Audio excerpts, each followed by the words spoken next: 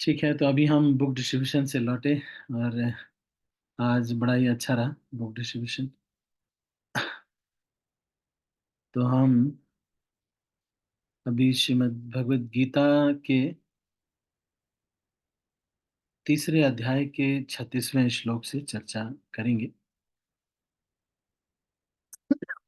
मैं इस श्लोक का उच्चारण कर रहा हूँ, आप इसको सुनिएगा।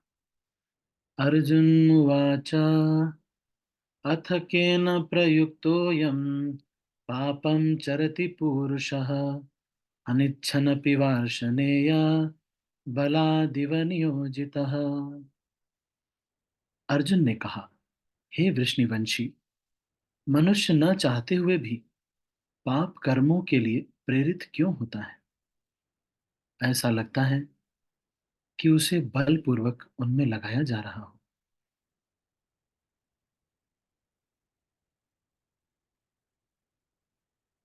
तात्पर्य। तो बड़ा ही महत्वपूर्ण प्रश्न पूछ रहे हैं।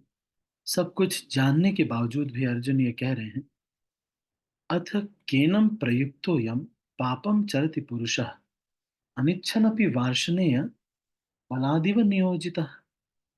ऐसा लग रहा है कि बल से मुझे नियोजित किया जा रहा है, बलपूर्वक मुझे लगाया जा रहा है। मैं जानता हूं कि पाप नहीं करना चाहिए, लेकिन फिर भी बलपूर्वक मुझे लगाया जा रहा है। मैं कर देता हूं ये पाप। तो ऐसा क्यों हो रहा है? तो ये अर्जुन हम सब के लिए ये प्रश्न पूछ रहे हैं। तात्पर्य। जीवात्मा परमेश्वर का अंश होने के कारण मूलतः आध्यात्मिक, शुद्ध एवं समस्त भौतिक कल्मशों से मुक्त है। फलतः, अच्छा, ये जो कथन आपने पढ़ा अभी, इसका मतलब ये है कि प्रत्येक जीव, कहाँ कहाँ पर इसका वर्ष आता है? ममई वांशो जीव लोके जीव भूत सनातन। भगवान कहते हैं कि मेरा ही ये अंश है जीव। ममई वांशो जीव लोके जीव भूत सनातन। फिर क्या कहते हैं? मेरा ही ये जीव जो है मेरा ही अंश है। और चैतन्य चरितामृत में इसका वर्णन आता है, वहां पर कहते हैं, नित्य सिद्ध कृष्ण प्रेम साध्य कबु नोय श्रवणादि शुद्ध चित्ते करे उदय। कृष्ण प्रेम सभी जीवों के हृदय में नित्य सिद्ध है, लेकिन श्रवण इत्यादि से उस शुद्ध करके उदय फिर से उसका होता है।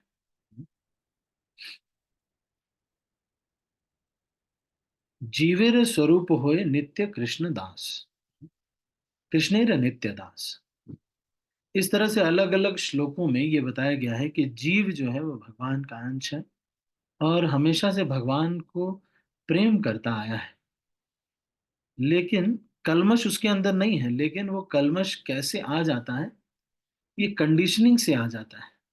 जब इस संसार में आने के बाद वो देखता है सब कुछ, तो उसके अंदर सारी चीजें देख करके उससे कुछ कंडीशनिंग से आ जाती। फलतः स्वभाव से वह भौतिक जगत के पापों में प्रवृत्त नहीं होता, किंतु जब वह माया के संसर्ग में आता है तो वह बिना झिझक के और कभी कभी इच्छा के विरुद्ध भी अनेक प्रकार से पाप कर्म करता है। अतः कृष्ण से अर्जुन का प्रश्न अत्यंत प्रत्याशापूर्ण है कि जीवों की प्रकृति विकृत क्यों हो जाती है। यद्यपि कभी कभी जीव कोई पाप नहीं करना चाहता, किंतु उसे ऐसा करने के लिए बाध्य होना पड़ता है। किंतु ये पाप कर्म अंतर्यामी परमात्मा द्वारा प्रेरित नहीं होते, अपितु अन्य कारण से होते हैं, जैसा कि भगवान अगले श्लोक में बताते हैं। तो कई बार ये भी कुछ लोग ये कहते हैं, आप लोग में से कोई बता सकते हैं?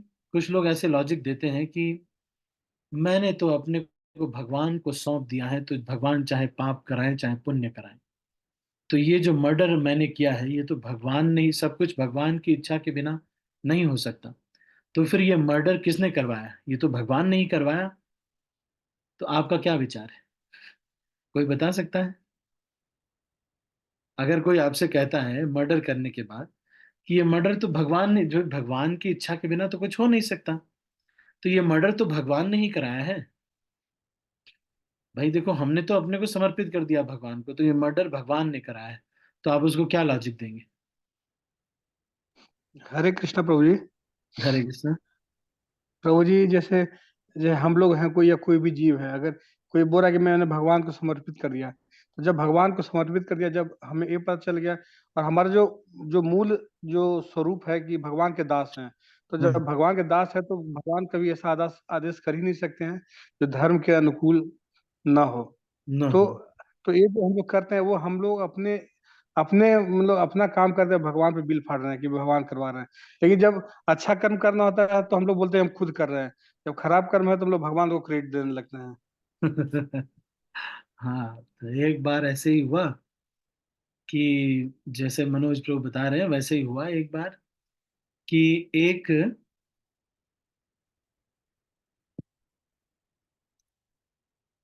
व्यक्ति ने, एक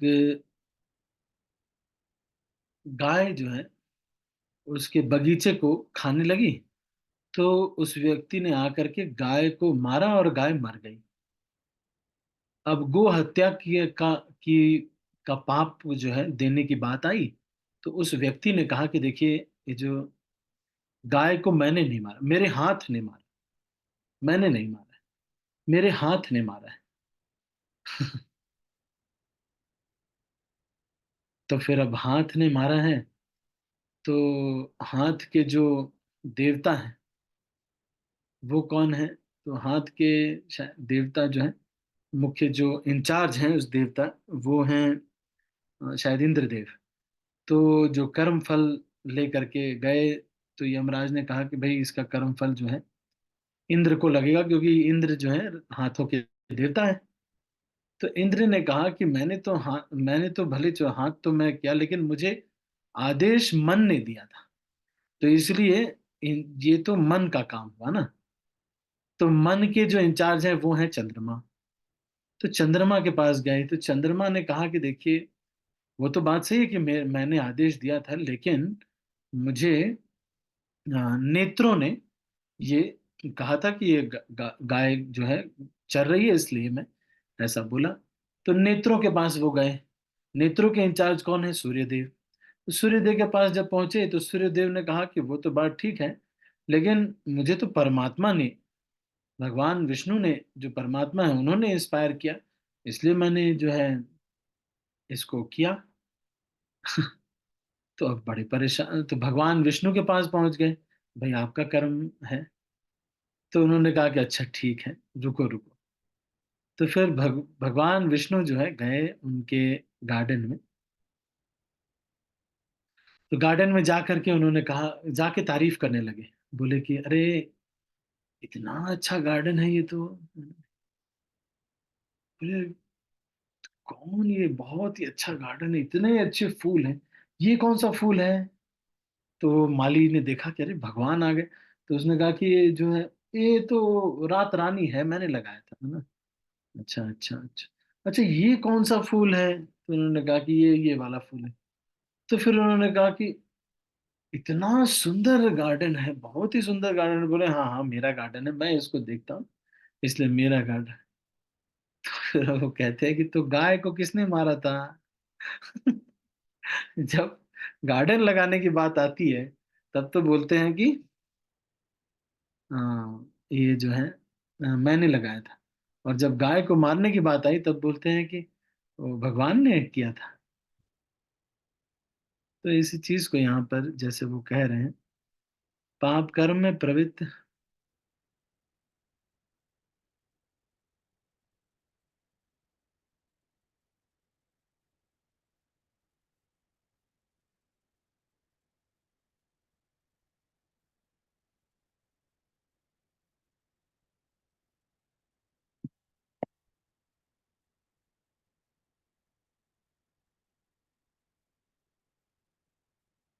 पाप कर्म में प्रवृत्त, है ना, क्यों हो जाता है कोई व्यक्ति? तो ये पाप कर्म अंतर्यामी परमात्मा द्वारा प्रेरित नहीं होते। ये किस कारण होते हैं? वो जीव ही खुद ही इसका कारण होता है। क्योंकि वो खुद ही ऐसी कंडीशनिंग में आ चुका रहता है जिसलिए कि वो पाप कर्म में प्रवृत्त हो जाता है। तो इसका आगे जो है वर्णन आएगा। तो अर्जुन ये प्रश्न पूछ करके ये सोच रहे हैं कि जीवों की प्रकृति इतनी विकृत क्यों है ना? नहीं, ये प्रश्न पूछ रहे हैं क्यों पाप करने में क्यों प्रवृत्त हो जाता है। उसकी जो बचपन से उसकी कंडीशनिंग है उस तरह की हो जाती है, और उसको रजोगुण जिस तरह से वो एकत्रित करता है, जिस तरह के कार्य वो करता है, उसके अनुसार फिर पाप कर्म उसको करना पड़ जाता है, तो वो बाध्य हो जाता है। लेकिन इसमें उसका फ्री विल होता है, जैसे कि आप अपनी स्क्रीन पे देखिएगा।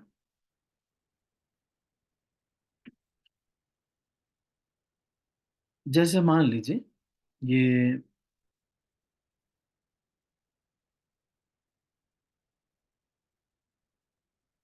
एक ट्रैफिक है, ट्रैफिक लाइट है। तो इस ट्रैफिक लाइट पर कई गाड़ियां आती हैं,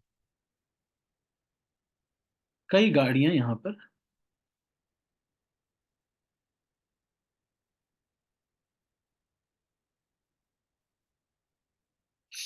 एनी हाउ, अब ये जो ट्रैफिक लाइट है इस पर कई गाड़ियां आती हैं, लेकिन कोई इस ट्रैफिक लाइट का रिस्पॉन्स कैसे देता है, ये अलग अलग व्यक्ति का होता है।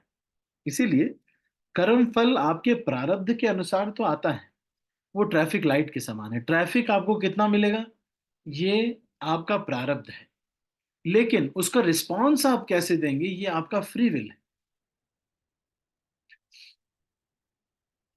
तो आप स्वतंत्र हैं कि आप उसके ऊपर रिएक्शन कैसे दे सकते। आप चाहें तो उस समय माला कर सकते हैं, भक्ति कर सकते हैं, और हियरिंग कर सकते हैं, लेक्चर सुन सकते हैं, पढ़ाई कर सकते हैं। आप चाहें तो ये भी कर सकते हैं, और चाहें तो आप ऐसे भी कर सकते हैं कि आप जो है वहां पे चिल्लाएं, हल्ला मचाएं। ठीक है? तो कैसा आप रिएक्ट करेंगे उससे फिर फ्यूचर और प्रारब्ध जन्म मिलेगा। जैसे मान लो किसी को सर फटने का प्रारब्ध है, उसका सर फटेगा, तो अब या बहुत पेनफुल एक्सपीरियंस होगा, है ना? नहीं, तो आएगा उसके सामने वो चीज आएगी तो, लेकिन वो क्या करेगा, वो उसके सामने वो चीज आएगी, लेकिन उसका रिएक्शन जो है वो क्या करेगा, कैसे वो देगा, ये उसके हाथ में है। जैसे अब अगर जैसे किसी तरह से उसका सर फट गया, तो अब वो ये कर सकता है कि उसमें जिसने उसको उसका सर फाड़ दिया है, अब गया वो किस और भी कुछ कर रहा है, और भी बहुत सारी तरीके अपना रहा है, या वहीं पे उसको लीगल तरीके से उसको शांत ना करके और इलीगल तरीके अपना रहा है। अपनी सुरक्षा के लिए लीगल तरीका तो अपनाना चाहिए। अगर इस तरह से कर रहे हैं तो उसका और रिएक्शन क्रिएट होगा। जैसे एक बार किसी ने यह प्रश्न किया कि प्रभु जी, अगर सब कुछ प्रारब्ध से लिखा हुआ है तो हम दवाई क्यों करवाएं? आप में से कोई बता सकता है? अगर मान लो प्रारब्ध में ही सब कुछ लिखा हुआ, मेरे भाग्य में ही लिखा हुआ था, तो मैं दवाई क्यों करवाऊं भाई? कोई बताएगा? आप में से कोई बता सकता है? मेरे भाग्य में जो लिखा हुआ है, तो हमको ये समझना है कि भाग्य में जो लिखा हुआ है वो तो है, लेकिन उसके अनुसार लीगली नहीं काम करना भी एक रिएक्शन है। लेकिन इलीगली काम करने का और रिएक्शन है। जैसे दवाई आपको चाहिए, आपकी तबीयत खराब है, आप दवाई नहीं खाएंगे तो लीगल एक्शन नहीं कर रहे हैं, इसलिए उसका कर्म फल लगेगा, आपकी और तबीयत खराब। लेकिन अगर इलीगल एक्शन आपको करना है, तो इलीगल एक्शन का क्या मतलब है कि गए दूसरे की किसी दवाई या सब कुछ रखा हो तो उसको चोरी करके लेके आ गए, तो उसका और कर्म फल लगेगा। आप समझ रहे हैं? तो लीगल एक्शन ना करना भी एक कर्म फल है, मतलब दवाइयां ना खाना भी एक कर्म है जिसका कर्म फल मिलेगा। तबीयत खाना खराब होने पर दवाई खानी चाहिए, या फिर उसका उपचार करने का प्रयास करना चाहिए अपने बुद्धि क्षमता से अनुसार। हम्म, और अपने बाकी क्षमताओं के अनुसार, है ना? नहीं, ठीक है। तो इस तरह से हमको इसको समझना चाहिए। तो यहाँ पर मुख्यतः आज जो ये चर्चा कर रहे हैं, ये कह रहे हैं कि जीव एक शुद्ध है, जीव शुद्ध है, जीव के अंदर कोई कल्मश नहीं है, लेकिन वो आ, वो क्यों ऐसा कार्य कर देता है, वो क्यों ऐसा कार्य कर देता है, क्योंकि उसकी अपनी कंडीशनिंग से धीरे धीरे उसके अंदर ये सब आ जाता है। कंडीशनिंग मतलब जिस तरह का एनवायरनमेंट उसको मिला, जिस तरह का भोजन इत्यादि कर रहे हैं, उससे उसको रजोगुण जो उत्पन्न हो रहा है, उससे उसके अंदर ये पाप की प्रवृत्ति आती है। दूसरा हमने ये चर्चा किया कि कर्म का फल कैसे मिलता है। जो प्रारब्ध होता है पिछले जन्म का होता है, वो एक ट्रैफिक लाइट के जैसे है, लेकिन आप उसको कैसा रिस्पॉन्स करेंगे ये आपके हाथ में है। ठीक है, तो अभी हम इसको यहीं पर समाप्त करते हैं। ये हमारा 9 बज गया। यदि आपके मन में कोई प्रश्न आता है या आज की चर्चा से या फिर कोई और कभी जब भी आपको मन में प्रश्न आया हो तो आप मुझसे पूछ सकते हैं।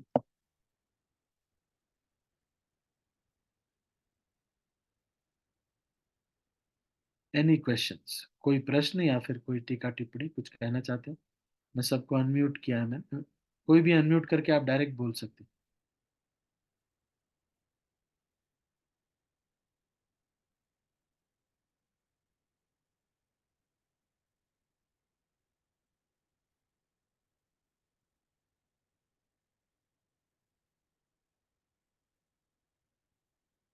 ठीक है, तो अभी हम इसको यहीं पर समाप्त करते हैं। आप सभी का बहुत बहुत धन्यवाद। हरे कृष्णा।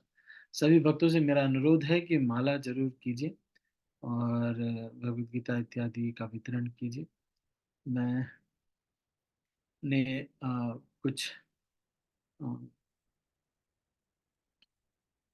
अ, कुछ भक्तों ने बोला भी था मुझे करने के लिए, तो मैं देखता हूँ, प्रयास करता हूँ कैसे इसको हम कर पाते हैं, है ना।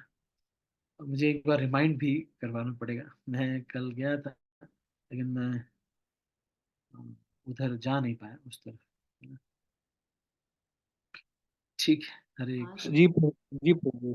ठीक हरे है, कृष्णा प्रभु जी। हरे कृष्णा, बोलो धन्यवाद बोलो। प्रणाम। हरे कृष्णा प्रभु जी। हरे कृष्णा, धन्यवाद प्रणाम। हाँ माता जी, कुछ कह रहे हैं आप? नहीं नहीं प्रभु जी। अच्छा, ठीक है, ठीक है, हरे कृष्ण, धन्यवाद। प्रभु प्रभु जी कल आर्या का बर्थडे है। हरि बोल, जय हो जय हो। आर्या को अभी अभी अभी भी शुभकामनाएं मैं दे देता हूँ। कल भी हम थोड़ा आर्या से बात करेंगे, है ना, नहीं? जी। मॉर्निंग में चाहे तो मॉर्निंग में भी आ सकते हैं वो जो। प्रभु जी वो 5 गीता का बुक वो डोनेट करना था, तो हाँ, तो उसके आप लिए इसी गूगल पे नंबर पे जो भेजा था उसी पे करना होगा। हाँ जी, हाँ जी, हाँ जी, हाँ, उस पे ही कर सकते। जैसे छोटा अमाउंट है तो ये तो किया जा सकता है। और अगर हाँ नहीं। बहुत बड़ा अमाउंट है तो फिर उसके लिए वैसे तो मेरे ख्याल से आजकल जो लिमिट है 49,000 तक, अगर आप गूगल पे कर रहे हैं तो उसमें कोई जी प्रॉब्लम नहीं है ना। और जी 49,999 के बाद फिर उसमें मैसेज वगैरह थोड़ा देखना पड़ता है, और इनकम टैक्स जी। वगैरह बहुत तो सारी। प्रभु जी मैं मतलब पैसे में भेज दूंगी, आप अपने साइड से ही डोनेट करवा देना। अच्छा, ठीक है मैम, ठीक ठीक है प्रभु जी। है, ओके, ओके, ठीक है। हरे कृष्ण। हरे कृष्ण। ठीक है, सभी भक्तों का बहुत बहुत धन्यवाद। हरे कृष्णा। मैं सब भक्तों को अनम्यूट कर रहा हूँ और फिर इस मीटिंग को क्लोज कर रहा हूँ। श्रील प्रभुपाद की जय। गौर भक्तवृंद की जय। निताई गौर प्रेमानंदे हरि हरि।